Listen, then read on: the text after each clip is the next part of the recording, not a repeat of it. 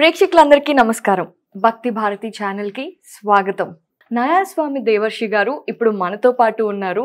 మనం లైఫ్ లో ఎన్నో ప్రాబ్లమ్స్ తో సతమతం అవుతూ ఉంటాం. అసలు మన లైఫ్ ఎటుపోతుందో కూడా మనకే కొన్నిసార్లు అర్థం కాదు. ఇలాంటి విషయాలన్నిటి గురించి కూడా చాలా క్లియర్ గా how to see God, how to love God and how to love our selves and how to get into self realisation, వీటన్నిటి గురించి కూడా మనకి టీచింగ్స్ అందిస్తూ ఉంటారు. మరి నయా స్వామి దేవర్షి గారు రీసెంట్ గా క్రియా యోగా అనే పుస్తకాన్ని రాశారనమాట. ఆయన రాసిన ఎన్నో పుస్తకాల్లో ఇది కూడా ఒక అద్భుతమైన పుస్తకం. సో గురువు గారిని పాలకరించి అసలు పరమహంస యోగానంద గారి గురించి, ఆనంద సంఘ గురించి, అలాగే ఈ క్రియా యోగా గురించి ఎన్నో విషయాలు తెలుసుకుందాం. గురూజీ నమస్తే. Namaste, Aparna. Thank you. Many people ask, why do we need to be selfless? What does that give to us? What are we getting back? We get happiness from it. And you see people, look just again, looking at people who have lived a life where they're miserly, greedy, always thinking of themselves. You know, they're kind of clutching themselves and their hearts closed and they become hunched over and they become small-minded, they become unhappy, they become heavy. And you see people who give love to others, who give kindness to others. It grows. And I've seen this in my own life. I'm speaking from experience. I'm not talking at all just theory. I'm talking about the realities that those who give are happy people. You just see children who are generous with their classmates and with other children. They tend to be happier. It's almost a divine cosmic law that you see. And those who are always taking and grabbing from other children, they tend to be unhappy children. And no matter what they grab from others, it's not enough to make them happy. But those who are giving and generous and kind-hearted, and that's really what I see is the need of this world. And, you know, people sometimes ask, where are all the saints today? You read about the miracle workers in Autobiography of a Yogi. And I believe that this world today doesn't need Tiger Swamis and miracle workers. I mean, maybe it will again at some point, but it needs saints of kindness and generosity and giving and love and positivity during a time when this is what the world really needs more than anything else. Yes, but is it possible in this commercial world where we are living in, you know, even the employees are treated as machines? You see so many employees. In many places, yes. Yeah. How can we get that humanity into those people's brains, the big base? Yeah. You know, there are islands of that in this world, business people who have companies who are more enlightened. And really, we can only start where we are right now. Yeah. Each one of us in our world, working with spirituality, working with sharing spirituality with others, the way that you're doing with this YouTube videos and this YouTube channel of spreading this message of positivity, of love, of kindness, of love for God, of generosity, of giving. That's our part. And yeah, sometimes it seems like we're not making any effect in this world, but what else can we do? We either give up and go up and become a Baba up in the caves in the Himalayas, or we just keep trying to give and serve. And for myself, I think it hardly matters what the results are outwardly, but I do see results in my world and in people that I interact with who are uplifted over time. There is happiness in being selfless. That's the most important thing that I've seen. So go ahead. Yeah. So does Ananda Sangha also interact and take sessions with the corporate worlds? Yeah. Does they make any change over there? I've heard, I haven't experienced that directly. I haven't been involved with that. But our people who go into the corporates and lead workshops, there's avid interest in it from the people who are there. And you know, a lot of the corporates require some of this kind of thing on a regular basis. It's just a requirement for them. And you do see changes in the employees first. When there's a mass of employees that start to meditate and start seeing these positive approaches that we're talking about, it does start to infiltrate and change the culture of a company. So I wanted to ask in this way, Guruji, usually, generally, all the human beings work with desires. We generally have a lot of desires, right? Yeah. So until unless we fulfill them, we don't think about the spirituality or peace. Yeah. Yes. So even many of the people who are watching this, if I Right. say or you say this Kriya Yoga fulfill your desires, Yes. I think this is going to be the one of the best sellers, isn't it? What Yogananda taught was that if you just indulged in your desires, you're never satisfied. You always want more desire. The way he put it was, desires ever fed are never satisfied. And what we practice, what Swami Kriyananda taught us, is that if you have a desire, Right. that the answer isn't to just indulge in it and fulfill it. It's also not to suppress it and say, oh, I'm holy, I'm spiritual, I can't have such desires. And, that's suppression, which really doesn't resolve that energy Correct. of the desire.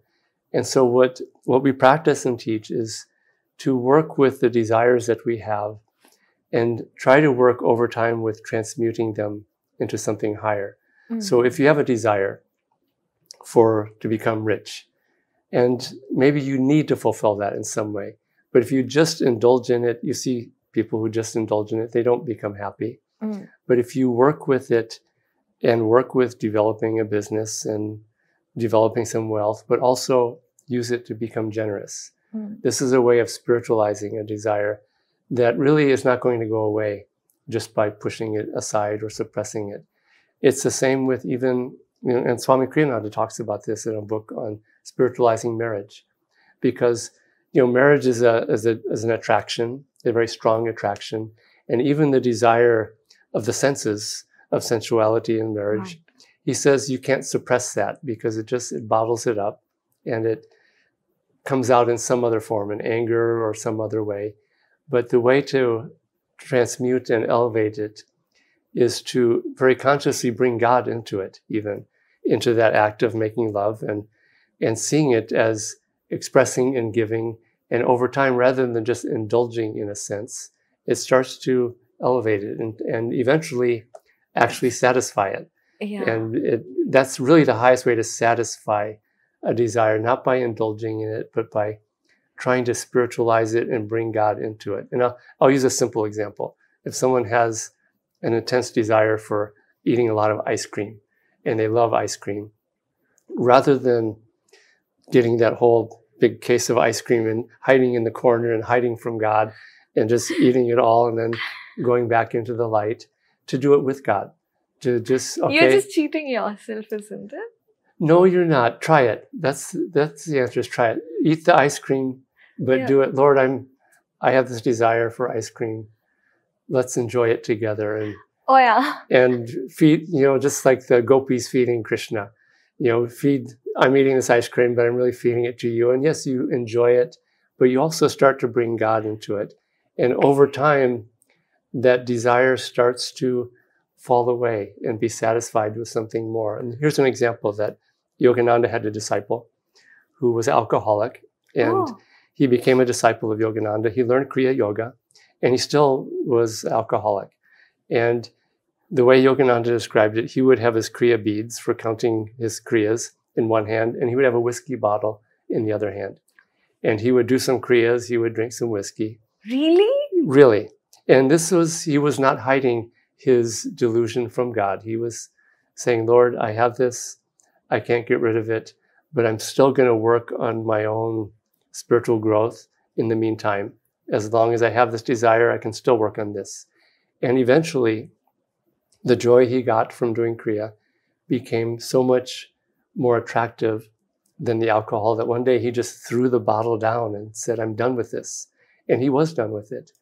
And so spiritual practices, one doesn't have to get rid of all desires first.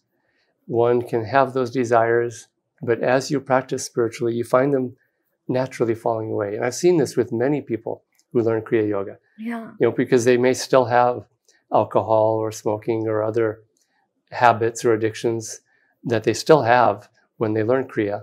But they tell me that I tried for years to get rid of my smoking habit or my drinking habit. Within months of practicing Kriya Yoga, I just no longer had the attraction for it. It just went away by itself. And so these things do happen. I've seen that happen.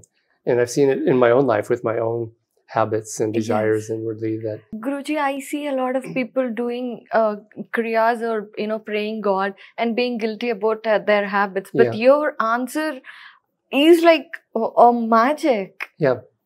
I'm amazed. And it doesn't mean indulging in it. It's not like, Yes. I can be a Kriya Yogi and I can indulge in all my desires. No, This is really good. And I know you're not saying that, but lest anyone think that.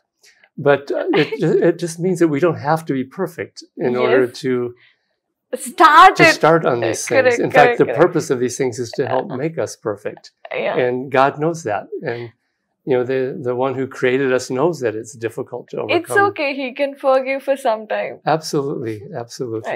And guilt is really very unhelpful thought. It just I joke sometimes that Satan makes us stumble and give in to a desire, and then he also makes us feel guilty about it, and he gets a 2-for-1 deal out of it because he knocks us down twice by it. Correct. And just get over guilt and remorse. Yogananda once said to give your faults to God, to give them to Divine Mother and say, you created me against my will, and you made this mess. I'm not using his words. And you created all this, and you created desire. How am I supposed to deal with this? And he said to give your faults to Divine Mother. And that's a way of bringing God into the place. And when there is light in a place, the darkness starts to go away. Correct. And that's why when we have desires and attachments, keep turning to God. Don't turn away from God and feel guilty about it. Keep going to God. And when we do that, the light of the divine starts to shine within ourselves, and that darkness of desire and addiction and attachment start to go away.